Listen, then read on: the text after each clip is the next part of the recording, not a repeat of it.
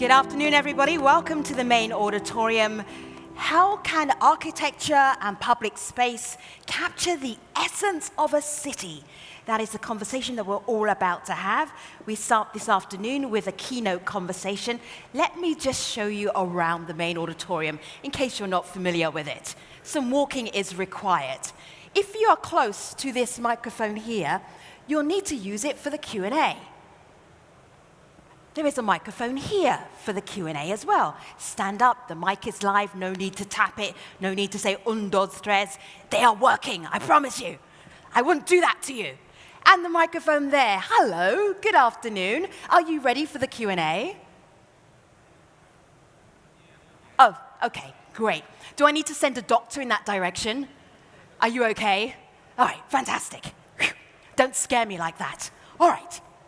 So, for the keynote conversation this afternoon, I am so delighted to have on the stage Benedetta Tagliabue and also Martha Thorne. Ladies, please join us.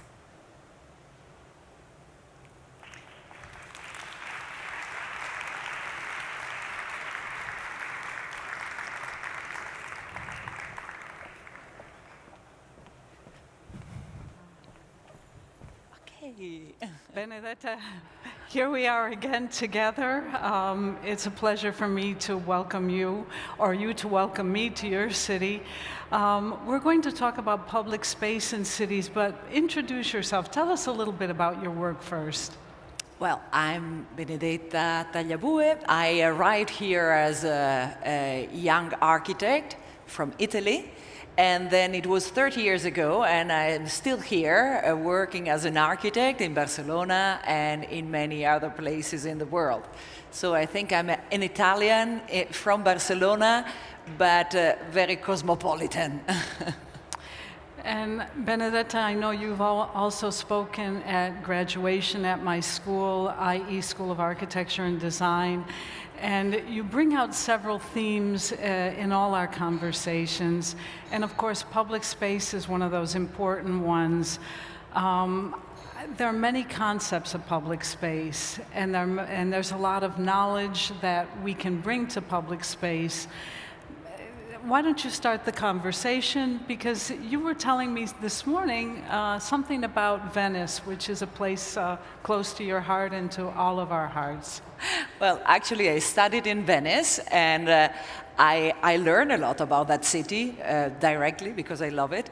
And in these days, I was kind of, everybody was receiving these images, which are kind of, in the same time funny, in the same time a disaster, you know, of this city floating. And I know that in the past, city of Venice, the Republic of Venice, had one main concern, which was water, you know? You have a city which is based on a miracle, which is living together with water, but you have to know that you have to control, you have to be on top. So the magistrati alle acque, which were the important people of in concern of water in Venice, they were the most powerful one in the Republic, which means they knew that that theme was so important, and they were always looking about the equilibrium of the water and the city. So now we forgot about that. No? We make a big show about it. Actually, in the 30s, 40s, Venice lent new lands for an industrial part. They open up the openings from the sea towards Venice. Big cruise lines are getting in. And now we are so cynical and say, oh, the city is floating. Well, of course, we have done it. And we are inventing big machines in order to stop that. It's not the way. This is maybe not smart. Maybe it's technological, but it's not so smart. I think it's much smarter to have a kind of looking after things, to be on top to give priorities to what needs to have the priority. And so I think this is a kind of a nice way to, to start our conversation, which will deal with much more themes. Of course, the public space and how the city deals with the cities is very important. But this, I think, is kind of making us reflecting. And we can all reflect together on something which is happening now. Absolutely. It brings up many themes, and one has to do with how do we think of a city? What makes a city? Is it the architecture? Is it the public space? Is it a touristic experience? Is it what we read in the newspaper? How do you approach it from your firm? You know, being an architect is kind of sometimes difficult to generalize a concept. And we are architects who always work in a specific situation. So we know that the circumstance is so important and can make things change. So adapting to circumstances is one of the main things.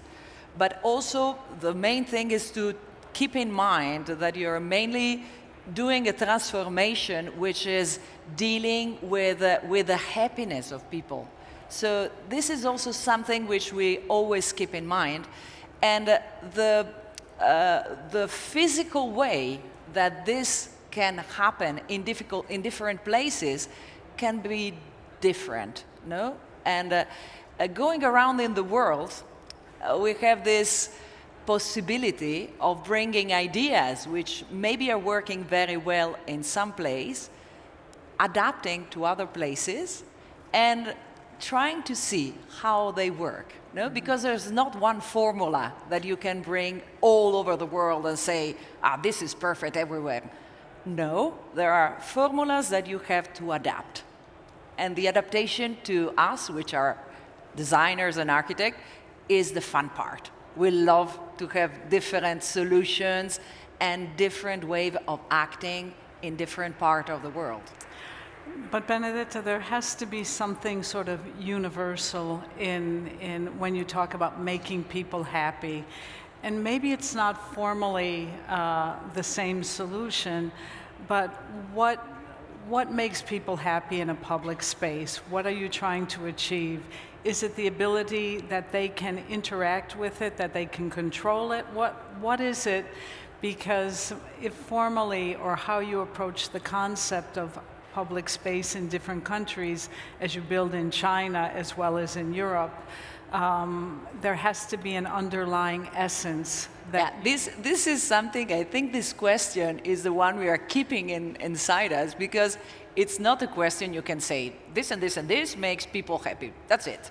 Well, no, it's a kind of a blend of many different possibilities.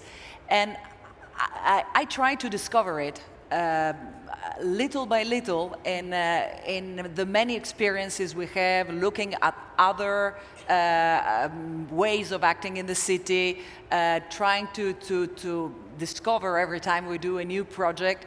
And I think it's really a kind of a little discovery that we do every time. And every one of these projects that we have in a loop here, which are part of our portfolio experience, things that we are doing, have different discoveries. No? For example, we have here the Santa Caterina market. This was our neighborhood in Barcelona, and it was a very poor neighborhood.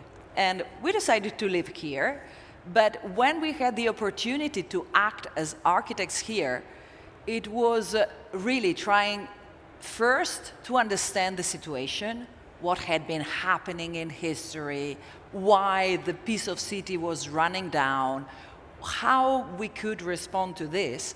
And the project is a city project, which means there are a lot of actors in it. Mm-hmm. The neighbors living here, but also the city, the different departments of the city, and how a new design can blend and maybe make differences disappear and make something like a sort of joy entering the space. So we were kind of surprised when we did this big colored roof. Maybe we thought we exaggerated a little with the introduction of the joy. But then we were very happy to see that it had a great response. So people noticed that. People recognized the fact that there was a kind of an opening towards a joyful embrace of different publics, and this worked. And clearly in this case as well, people can identify the building. They can identify not only the functional uses, but also the architectural ones. So what is the role of buildings in creating a city or a memorable place for people? Yeah, some buildings have this necessity of kind of identifying the place, or maybe give a character to the neighborhood, to the situation. Some other buildings, like this one, this is a very small building next to an hospital, has the necessity to make people arrive there and feel at home. You know, this is part of the Maggie networks. Maggie is a very good idea, which happened to one landscape designer called Maggie Keswick. And she realized while she was ill that being in a hospital and feeling like, anonymous was very dangerous, very terrible. So she was imagining to have little centers next to a hospital where you can make a cup of tea. And the fact of making a cup of tea in a situation where you are in an hospital, it's very different, because then you feel at home, you feel in power with yourself, you feel that you can have your comfort moment. And an idea as simple as that is really, really very powerful. So the building doesn't need to be enormous, very visible, but needs to be very comfortable, very beautiful, mingled with landscape, in order to give to the cancer treatment people another kind of feeling. So what you're saying to me, Benedetta, is the important thing is not always the building as form, or not just the public space in a formal sense, but a few things that you've said. It's one where people feel empowered to act, to be themselves, to engage maybe with others or with the environment. You also seem to talk about the importance of spaces as well as buildings having a cultural component, connecting with the past and somehow linking us to those maybe sometimes invisible things of culture, of climate, of topography, things that may not be obvious, but are part of our connection to a place. Absolutely. I think the culture is very important. In a way, we have so many layers which are inside us, and so many layers which are inside places, that had been happening into places.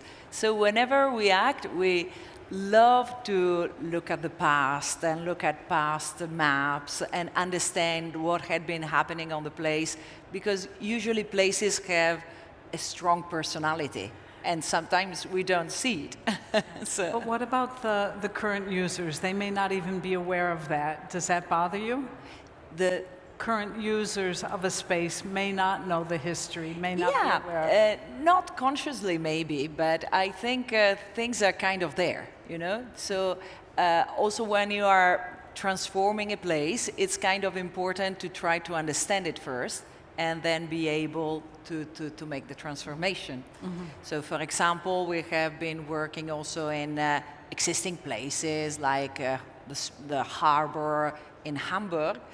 And for example, you need to transform that from being a harbor which receives a lot of boats, a lot of goods, into a place where people feels at home. It's not so easy, because the dimension of a person is very different than the dimension of a big boat. Absolutely. But then you have to invent ways, no, to make this transformation. Right. That brings up another point when, and brings us back a little bit to Venice and the idea that with an enormous dam to control the water would have been seen at one time as a solution, and clearly it's not. And I'm sure because many of us are here at this wonderful event to learn more about technology, Yeah. it brings to mind the fact that making cities nowadays is not just the area of the architect or urbanist or the public sector. There are many, many more people influencing how our cities are, from the engineers who made the dam in Venice to many other companies. My own home country of the United States, the private sector is enormously powerful in creating the city. And it's really interesting. Just about a month ago, Shaina Dor from Sidewalk Labs. Sidewalk Labs is a sister company of Google, which has won a request for proposals to develop part of Toronto. So in the case of Sidewalk Labs, this is a quasi-tech company which is now developing the lakefront, part of the lakefront, which is public space in some ways of a major North American city. And next to that, we can see neighborhood groups sometimes have a lot of power, or different organizations. How do you see the city, and how do you see the role of the architect in this changing landscape? Well, we have noticed this change in thinking about cities and about transformations in the city with more agents working together, no? Because years ago, maybe 20 or 30 years ago, when we were doing competitions, it was the architects thinking about what would be the design. Now we never do that. We always meet in a team and collect the information and work together in teams, because there are so many factors to keep in mind, and we cannot be on top of everything. No, it's very important to learn. So I think it's one of the best part when we design this. This is a kind of a design that it's happening. This is Shenzhen asking teams of architects and other specialists to give proposal for a new part of the city. And in this case, we have to create teams. And I think the best part of it is that we are learning a lot. Of course, we are learning about new ways of saving energies, new ways of constructing, new technologies. And this is really fantastic, no? Really fantastic. But a question, Benedetta. One of the first words you said in our session was about equilibrium. Do you think there can be equilibrium in teams? Equilibrium. And how do you achieve that? Yesterday night, I was in the opening party for the Smart City Congress, and it was very lovely. I met very interesting people, of course, with other professions than mine. And one of them was telling me that it was actually studied that when you have a different kind of population, if you have a kind of an equilibrium in the group deciding, then usually the result is much better. No? So there is a possibility to study this. And I think it's really interesting, because I really believe that this kind of equilibrium between differences is something so important, and that it's very complex. It can bring to conflict, but it's very interesting when this actually brings to a better result. So I believe that this mingling with harmony is a kind of the key for our future.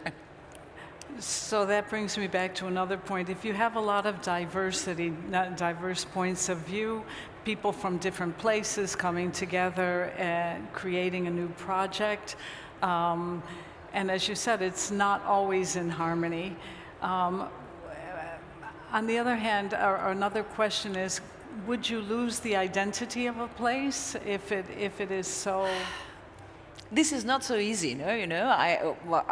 It's clear that with our architecture, we don't want to lose the identity. We are not proposing a type of architecture which is the same everywhere, at the reverse. I think keeping own characters, identity is very important. And there is this kind of mystery, how to create an harmonious group maintaining a little bit of your own character. Mm-hmm. It's not an easy question, you know? I think the diversity is the source of fights, but it can be also the source of progress in civilization.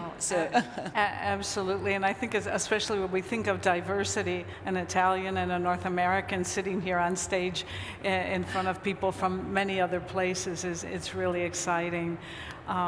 Benedetta, I think we have just a little bit of time left in this session.